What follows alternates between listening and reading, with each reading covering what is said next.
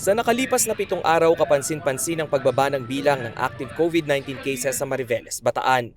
Ang bayan ang itinuturing na COVID epicenter ng probinsya kung saan nagkaroon ng local transmission noong Hulyo.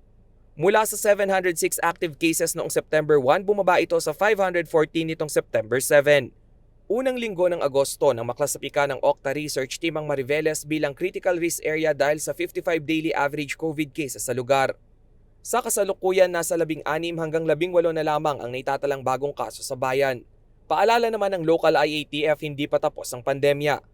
Nakataas pa rin ang Modified Enhanced Community Quarantine status sa buong Bataan hanggang September 30.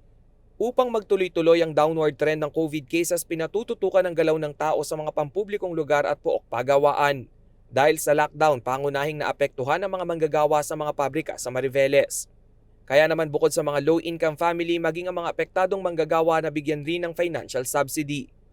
Ongoing pa rin ang pamamahagi ng 120,135,000 pesos na ayuda sa higit 100,000 residente ng Mariveles.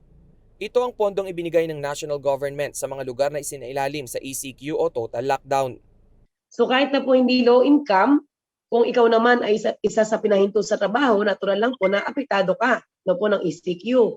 Sa isang household o pamilya na lang, sa isang barangay, meron pong factory worker, siya po ang head of the family, automatic na po na kasama po siya. Samantala, as of September 7, 14,447 Bataenyo pa lang ang nakatanggap ng first dose ng COVID-19 vaccine, habang 7,592 ang fully vaccinated. 13.44% pa lamang ito sa kanilang higit 100,000 populasyon na dapat mabakunahan upang makamit ang herd immunity. Rainiel Pawid, CLTV News.